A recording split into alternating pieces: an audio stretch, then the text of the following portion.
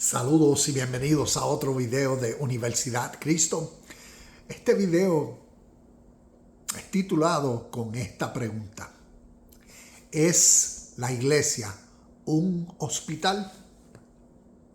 Te quiero presentar dos interpretaciones y entonces compartir unos versos de la Biblia que nos ayuden a entender a través de las historias de los evangelios la respuesta que Jesús el Cristo le dio a esta pregunta,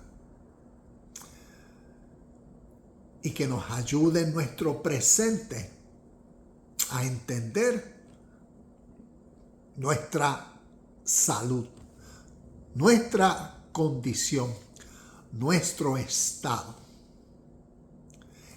enfermo o estado sano. Así que comencemos. De estos dos puntos, el primero es la iglesia como un hospital. Para aquellas personas que reconocen y entienden, la iglesia es un hospital. Te doy un ejemplo de lo que, basado a mi experiencia, yo fui nacido y criado cristiano pentecostal y participé por muchos años. Llevo 10 años que entonces dejé de practicar la tradición. Pero te comparto, basado a mis experiencias y basado a este primer punto interpretativo, que es la iglesia como hospital, es el lugar donde se reúnen los enfermos. Y enfermos, como decir, los pecadores o pecadores. Y por fe se cree y se tiene la esperanza de que el doctor Jesucristo sanará todas las enfermedades y dolencias. Para unas personas tienen sus diferentes interpretaciones, pero yo me baso en la mayor interpretación, que allá en el cielo, basado a la esperanza del futuro, no habrá más llanto, ni más tristeza, ni más dolor, ni más enfermedades. Y así se interpreta. Y entonces, por eso, semanalmente, los enfermos, pecadores, regresan al hospital al ser contagiados por nuevas enfermedades, como decir, por nuevos pecados. Y por eso nunca son totalmente curados de todas sus enfermedades, y aceptan ese estado de permanecer en el hospital. Y te presento entonces el otro punto interpretativo, y es la iglesia espiritual. Y sabemos que la iglesia representa a personas. Tanto a través de la historia y las historias del primer siglo, la iglesia representa a grupos de personas, y te representa a ti y me representa a mí. Veamos la iglesia espiritual. Cómo a través de la historia vino a ser sanada. La iglesia espiritual vive la experiencia interna donde el que estaba enfermo es totalmente sano.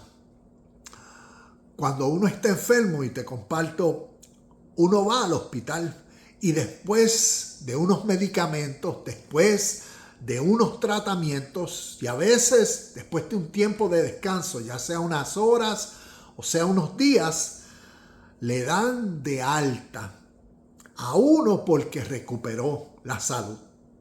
Hace un mes atrás, yo que padezco de asma, tuve esa experiencia. No me sentía bien, los medicamentos no me funcionaban y tenía como que un elefante en el pecho, que es cuando se le aprieta el pecho. Y basado a mi vida, ya he tenido esa experiencia otras veces, hacía muchos años, pero tuve que decirle a mi esposa: necesito que me lleves al hospital a emergencia porque no puedo respirar. Y recuerdo que a las 7 salimos de aquí, llegamos, me chequearon, me preguntaron, le dije no puedo respirar, me entraron a una habitación con mi esposa y continuaron chequeándome y eso, pero a la misma vez me dieron la medicina que yo entiendo que era la que me iba a causar que me sintiera mejor. Y después de 4 horas me estaban despidiendo para regresar a mi casa. Y yo decía, wow, de cómo me sentía a la experiencia después de regreso a mi casa, cómo me sentía totalmente diferente. Y entonces el punto de que después de un tiempo me dieron de alta, porque la salud se encontraba mejor.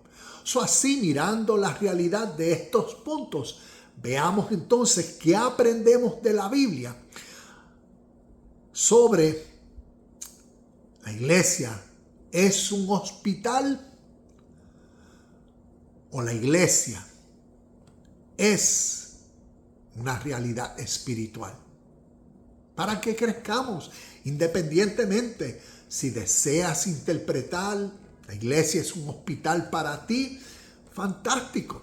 Pero miremos lo que la Biblia nos enseña y que podemos aprender y crecer concerniente a esto. Marcos capítulo 2, verso 17 dice, cuando Jesús los oyó, les dijo, la gente sana no necesita médico, los enfermos sí. No he venido a llamar a los que se creen justos, sino a los que saben que son pecadores. Aquí vemos algo significativo porque los enfermos representan ese estado de pecadores. El pecado es fallar a la marca. La palabra en griego es amartía. Es como una persona que en vez de dar al blanco, falla. Y eso tiene una importancia porque una realidad importantísima es que aquel que falla a la marca es aquel que puede hacer las correcciones para darle a la marca y dejar de fallar a la marca o dejar de pecar. Entonces vemos cómo Jesús no vino a aquellos que estaban sanos, porque la realidad de la vida es que quienes necesitan la salud son los enfermos. Quienes necesitan dar a la marca son aquellos que fallan a la marca. Y a la medida en que se descubre por qué tú fallas a la marca, por qué tú pecas, qué causa que tú peques, qué causa tu estado de enfermedad, a la que genuinamente se descubre esa realidad, entonces se puede responsabilizar para comenzar el proceso. Práctica, vida, intención, enfoque hacia la dirección de la marca y darle a la marca. Y al darle a la marca, instantáneamente se deja de fallar a la marca. Se deja de pecar. Y ahí vemos esa realidad espiritual de cómo Jesús, a través de la historia, vino a aquellos que genuinamente reconocían, yo estoy fallando a la marca, y a través de la buena noticia, miremos el evangelio, la buena noticia como la medicina que causa la salud de la vida eterna. ¿Y cómo recibieron la medicina? La buena noticia la recibieron por el oído, por escuchar, y que naturalmente causó el proceso en ellos del cambio a medida que entendieron y a medida que se responsabilizaron para entonces dejar de pecar. Estaban fallando a la marca al responsabilizarse y ver la marca clara. Ver la vida justa, clara, ver cómo caminar correctamente, entonces los cambios.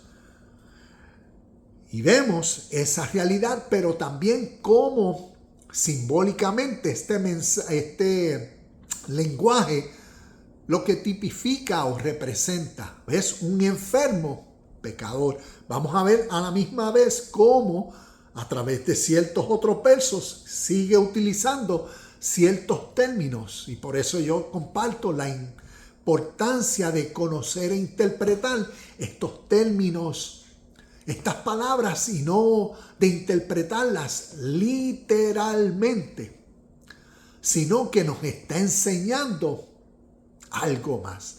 Eso te comparto otros versos. Lucas capítulo 4, versos 18 y 19. Dice: el Espíritu del Señor está sobre mí, porque me ha ungido para llevar la buena noticia a los pobres. Me ha enviado a proclamar que los cautivos serán liberados, que los ciegos verán, que los oprimidos serán puestos en libertad, y que ha llegado el tiempo del favor del Señor. Y vemos entonces cómo a través del ministerio de Jesús, es como decir, vemos un proceso. Y vemos un proceso donde la buena noticia a los pobres de espíritu, ¿ves? Aquellos que reconocían su pobreza espiritual, es como decir, yo admito que no estoy en esta posición. Yo admito que no tengo un buen dominio propio. Yo admito que no entiendo o tengo las correctas razones que motiven una actitud sincera y genuina. Y reconozco eso y deseo cambiar eso. ¿Ves? Pobres de espíritu, gente sincera que reconocen su situación. Y vemos cómo entonces el evangelio, la buena noticia, causó ese empoderamiento en ellos. Como dice, me ha enviado a proclamar que los cautivos serán liberados, que los ciegos verán. Vemos ese término, tanto cautivos liberados como ciegos. ¿Ves? ¿Qué cautivaba a esos que estaban cautivos y cómo fueron liberados? ¿Qué condición causó la ceguera de los ciegos? ¿Está hablando de ciegos que nacieron de nacimiento? ¿Qué tanto cautivos como pobres como ciegos representa simbólicamente o en lenguaje figurativo que nos pueda demostrar el estado natural de seres humanos? Pero cómo usa un lenguaje simbólico para decir eso. Si lo tomamos todo literal, bueno, pues es cautivo, y ya visualizamos ya sea un cautivo que está preso, que tiene cadenas puestas o que algo así, o un ciego, pues una persona que no puede ver, y así sucesivamente cada uno de estos términos. Pero nos enseñan más. Y por eso los oprimidos fueron expuestos en libertad, porque había llegado el tiempo y el favor del Señor. Vemos como a través de ese proceso, el ministerio de Jesús, algo natural sucedió dentro de las vidas de seres humanos que cambiaron de un estado a otro. Cambiaron del estado que los había condicionado y formalizado, como su sistema sociopolítico y sus tradiciones de vida de su pueblo.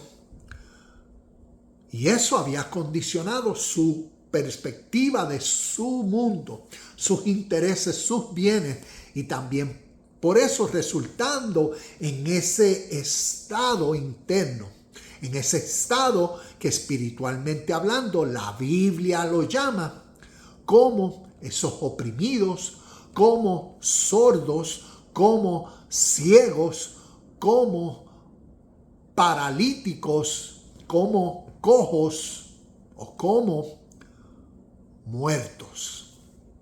Y también, como vimos, como enfermos. Pero el último, muertos. Vemos este lenguaje figurativo simbólico.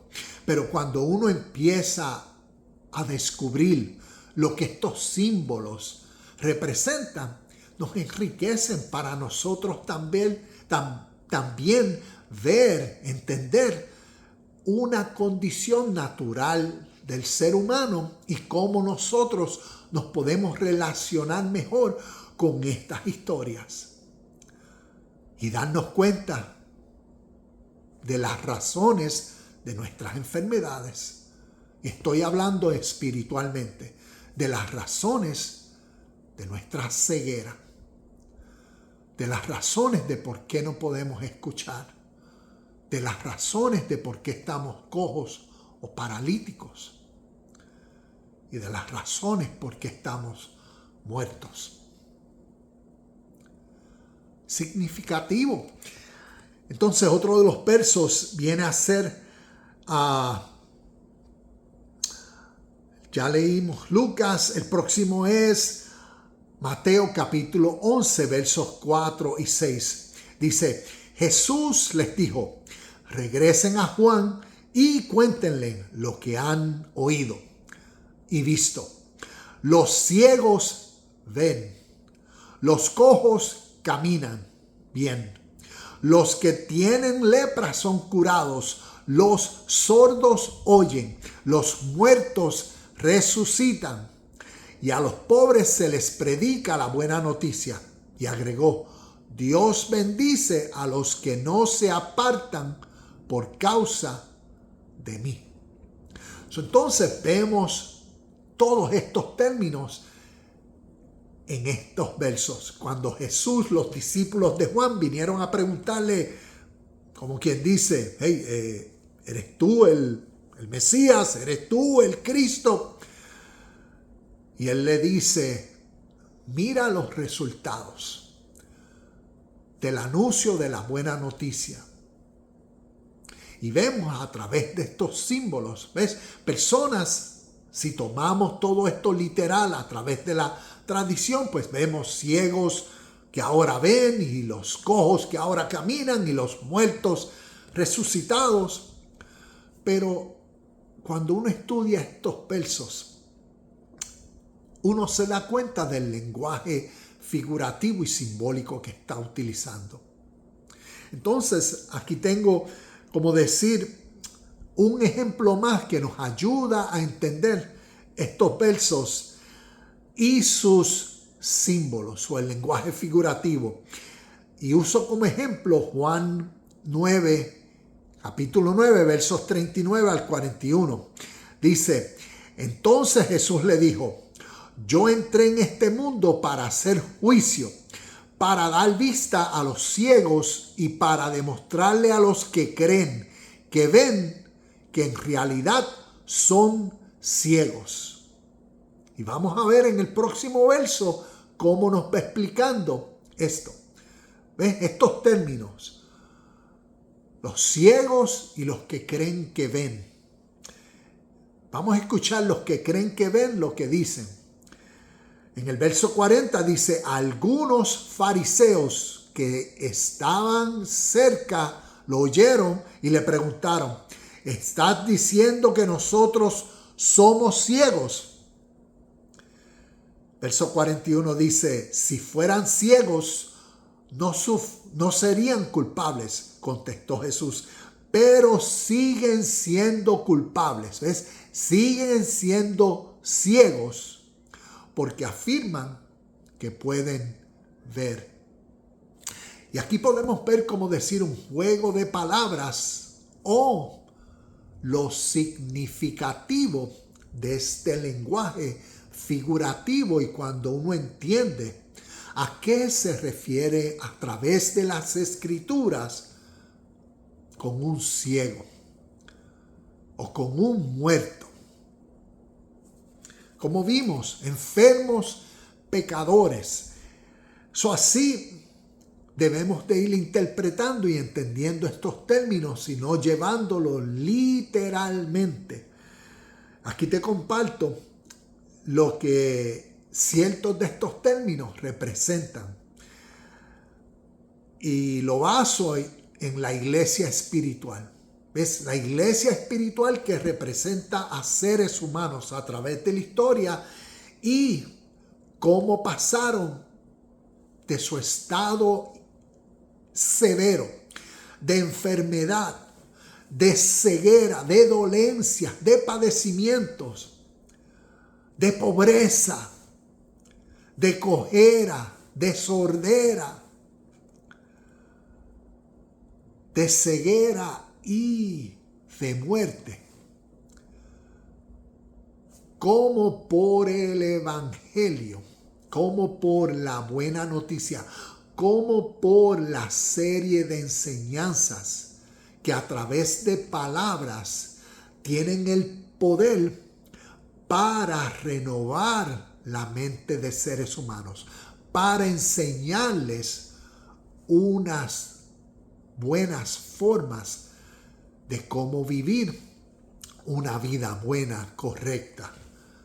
Y eso entonces causa el poder dentro del ser humano y la responsabilidad para entonces decidir, yo voy a vivir por esto que es correcto. Y eso es lo que vemos a través de la historia que sucedió y que siempre sucede a través de seres humanos. Y los ejemplos de esta iglesia espiritual es en su experiencia. La experiencia interna donde el que estaba enfermo es totalmente sano. En otras palabras, el que estaba ciego. Un ciego a través de las escrituras representa a una persona ignorante. Ignorante entonces de la vida. ¿Por qué? ¿Qué causó su ceguera? ¿Qué causó su ignorancia? Naturalmente, su condición, su sistema. Imagínate desde niño, desde que una persona nace, lo único que se le enseña es esto. Esta es tu tradición. Nosotros somos tu gente, tu familia. Este es tu sistema sociopolítico. Esta es tu educación. Esta es la historia. Esto es todo, todo, todo. Pues eso condiciona al ser humano a todo lo que es. Y en esa realidad de su vida, así ve al mundo y en su mundo así vive. Y puede estar viviendo ciego, ignorante de todo esto, ¿ves? De todo esto. Porque lo que se me enseñó fue todo esto. Pero soy ignorante de todo esto. Y ahí vemos esa realidad. En esta condición se te enseñó, ¿ves? A través de las historias del primer siglo, se le enseñó a los judeo-hebreos que solo el hermano ama a tu prójimo como a ti mismo es otro israelita. Por ende, los romanos, los samaritanos, son enemigos y no te relacionas con ellos. Aquí viene Jesús, ¿ves? A esos ciegos, a esos muertos, a esos esclavos o presos, por esa condición, vino a abrirle los ojos, abrirle el entendimiento a través del evangelio, a través de las palabras de vida eterna, a través de las enseñanzas de hey, ¿sabes? Ellos son otros seres humanos como tú. Reconoce, aprende a amar, cambia esa actitud. Cambia esa forma egoísta de ser. ¿Sabe? Dios y el Padre transcende al Dios de nuestra tradición y la religión. Dios y Padre como el espíritu de la vida es el amor que está en ti y que si tú lo descubres, si lo comprendes, te eres consciente de eso en tu ahora. Esa realidad como fuente de energía causa en ti ese despertar, ese ánimo para que tú ames, respetes, reconozcas el valor de otros seres humanos y así viva. Y así en todas las áreas que este sistema te condicionó, así tienes la capacidad de tú ir conociendo de ti mismo y haciendo los ajustes en ti mismo por esta buena noticia, por estas palabras, lo que el respeto, la amabilidad, el amor, la felicidad, la paz, la hermandad, la justicia, el amor, la verdad. ¿Ves? Todas estas palabras, cada una de ellas y todas las características que se le pueden atribuir a cada una de estas palabras como acciones a desarrollar que entonces revelen la expansión de lo que se llama el reino espiritual que está dentro de los seres humanos. Y así vemos cómo aquellos que estaban ciegos, ignorantes a la vida, fueron entonces sus ojos abiertos, su mente, su conciencia abierta al entendimiento a través de las nuevas enseñanzas que naturalmente tienen el poder para llevar a personas a vivir una nueva vida. Entonces, así vemos como ciegos, ignorantes, que ahora pueden ver y entender. Un cojo, a través de la historia, viene a ser personas que no caminan bien. Y la forma de caminar bien es otro medio para decir prácticamente lo mismo. Un cojo, un paralítico. Todo eso se refiere a la condición que las personas tienen y cómo a través de una renovación del entendimiento vienen a caminar bien. Su cojera dejó de ser, vinieron a ser restaurados. Por eso vemos la historia del paralítico, creo que por 38 años, según la historia, él dependía de que pudiera entrar en el agua cuando el ángel viniera y ahí va a estar el favor y la salud. Y vemos como Jesús le dijo, responsabilízate, toma tu lecho y camina. En otras palabras, personas pueden estar paralíticos, ciegos, sordos, basado a la condición de cómo desde niños fueron instruidos y enseñaron. Y eso es lo único que ven, que perciben, que entienden, que creen. Esa es su identidad. Y al ser entonces expuesto a la luz, a la salud, a una información nueva que tiene el empoderamiento de decirles, toma tu lecho y camina. Dentro de ti está toda la salud. Lo que pasa es que desconoces de eso.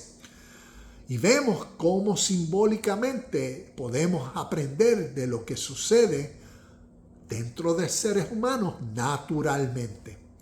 El proceso del cambio, que cuando se concientizan a lo correcto, es toma tu lecho, responsabilízate y cambia. La mujer que fue encontrada en adulterio, Jesús le dijo, vete y no peques más. Tu forma de pensar, por tus necesidades, por tu sistema, por tu condición, por tus deseos, por tus sentimientos, todo eso te llevó, en este caso, a que estas personas, por sus leyes y sus injusticias y su egocéntrica forma de vivir, porque tanto ellos estaban en la misma condición que ella, entonces estás aquí en esta situación. Vete y no peques más. Responsabilízate. Porque si continúas haciendo lo mismo, te va a llevar a estos severos resultados. Ese vete y no peques más es renueva, cambia, crece en tu forma de pensar. Y ahí todo cambiará. Y vemos entonces estos mismos términos. El otro es el sordo, pero que ahora escucha. Un sordo que no escucha la voz del Espíritu. ¿Por qué? Porque solo lo que escucha es la voz de su interés, la voz de su yoísmo, la voz que lo ha condicionado, la voz que es su voz. Y por eso no puede escuchar la verdad, la voz de la justicia, la voz del amor, la voz del respeto, la voz de la igualdad, la voz de la sinceridad, de honestidad, la voz de la paz. No puede escuchar eso porque lo que tiene oído es para escuchar su beneficio. Pero llega un momento en la vida donde esos oídos, por gracia del Espíritu, se abren y pueden escuchar la voz del Espíritu. Y por eso los sordos escuchan. Y los muertos, a través de la Biblia, utilizan muchos versos de muertos. Ayer hablaba en uno de los videos, Juan capítulo 5. No recuerdo exactamente los versos ahora, pero entiendo como del verso, creo que del 22 en adelante, donde dice que Dios resucita a los muertos. Y después creo que en los versos de Juan capítulo 5, el capítulo lo tengo claro, Juan capítulo 5, más, aquí estoy aquí al ladito para darte los versos exactos. Juan capítulo 5, verso 21. Dice, pues así como el Padre da vida a los que resucita de los muertos, también el Hijo da vida a quien Él quiere. Vemos esta realidad espiritual, muerto. ¿Quién era un muerto? Está usando el mismo término de quién era un enfermo. Para nosotros conocer la respuesta de esta pregunta, ¿la iglesia es un hospital? ¿O a través de la historia nos enseña la realidad de la iglesia? Otro de los versos que leí era Juan capítulo 5, verso 25 dice, y les aseguro que se acerca el tiempo, de hecho ya ha llegado cuando los muertos oirán mi voz. ¿Cómo eso sucedió? Necesitamos ver cómo este lenguaje figurativo nos está hablando de lo que sucedió en el pasado, pero a la misma vez una realidad espiritual natural que siempre sucede. ¿Cómo muertos pueden escuchar una voz? ¿Qué eso simboliza en este lenguaje figurativo? Y continúo. El verso 28 y 29 dice, no se sorprendan tanto, ciertamente ya se acerca el tiempo en que todos los que están en las tumbas oirán la voz del Hijo de Dios y resucitarán. Y vemos, los que hicieron el bien resucitarán para gozar de la vida eterna, y los que continuaron en su maldad resucitarán para sufrir el juicio. Y así vimos uno de los textos ahorita que leímos. Deja ver si lo encuentro aquí rapidito. Creo que era en Lucas. Sé que hablaba de juicio. Estoy mirando aquí todos los textos rápidos. Ok, aquí está. Juan 9:39 al 41. Entonces Jesús les dijo, yo entré en este mundo para hacer juicio. Y ves todos estos términos que utilizan, muertos, resucitados, que oirán muertos en las tumbas, que escucharán la voz del Hijo, y todos en relación con el juicio.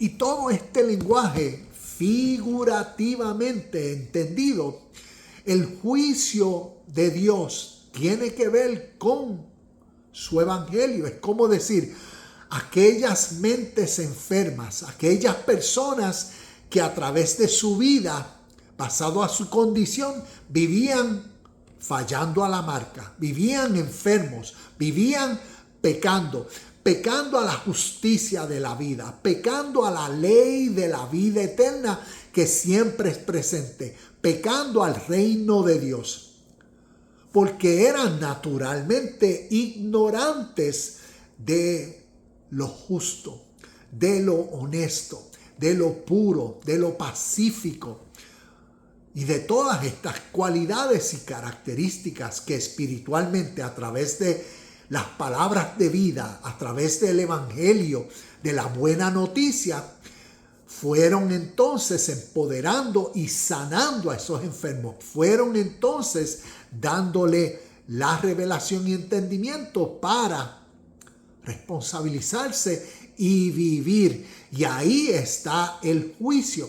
El juicio es cuando las palabras que hicieron el reconocimiento, que causaron el entendimiento de cómo vivir correctamente, fueron dadas. Y ahí en el instante, las próximas decisiones de los seres humanos los iba a separar. A unos hacia la salud, hacia la vida eterna, porque sus acciones, ¿ves? Cuando fueron concientizados de que estás pecando aquí, estás siendo injusto o eres hipócrita aquí, o aquí eres un mentiroso, y se te reveló entonces cómo asumir la responsabilidad para dejar de pecar, porque se te dio el valor. El valor es: todos somos uno en este reino de hermandad, de paz, de sinceridad, de pureza. Y ahí el juicio, la ley que concientiza a los seres humanos en su presente, para que ahora actives tu vida en el enfoque hacia las acciones justas, puras, perfectas, representando eso en la vida, representando eso en aquel que fallaba la marca, pero ahora entiende cómo darle a la marca, cómo ser preciso, cómo ser intencional, cómo ser enfocado y ser perfecto. Y vemos otros que también estaban muertos. Vino el reino, vino el evangelio, vino la palabra de verdad y causó el juicio. Y decidieron, cuando resucitaron de los muertos, decidieron seguir en su estado de muerto. Decidieron seguir ignorantes, decidieron seguir por su condición, decidieron seguir por sus sistemas, por sus tradiciones, decidieron seguir por esa voz interna, egoísta y egocéntrica, de conquistar y satisfacer sus placeres y todas las justificaciones que los seres humanos en su contexto tienen para demostrar su estado y su condición. Y vemos espiritualmente cómo estos versos, estos términos nos dicen la realidad que todo ser humano a través de la historia diariamente experiencia o experimenta dentro de sí mismo. ¿Cómo y por qué vive? ¿Cuál es su fuente y motivación de vida? Para unos es la salud. Para uno es la salud de la vida eterna, porque recibieron la medicina que causa la salud eterna. Recibieron esa buena noticia como evangelio, recibieron esa mentalidad, ese anuncio, recibieron esas palabras de cómo hacer lo correcto. Y decidieron entonces: yo voy a hacer lo correcto, voy a vivir por esto. Y ahí participan de la salud de la vida eterna. Ahí entraron en el gozo, dejaron de pecar y ahí es lo que nos revela. Y esa es la realidad para nosotros hoy también en tal responsabilización. Y también vemos lo opuesto. Los que decidieron quedar en su enfermedad, aquellos que decidieron continuar, seguir pecando al garete, deja que los muertos entierren a sus muertos. Es como si leemos Apocalipsis, creo que del capítulo 21 y 22, cuando habla de la segunda muerte, de los que fueron lanzados al lago de fuego y azufre. Todo eso simbólico.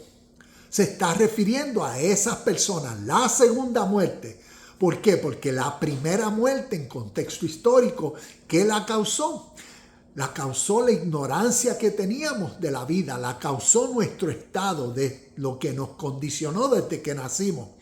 La segunda muerte viene a ser cuando a las personas se le habla, se le enseña la verdad, lo correcto de cómo vivir. Y deciden no hacerle caso. Y deciden, yo voy a seguir viviendo al garete, yo voy a seguir viviendo por mis emociones, por mis deseos.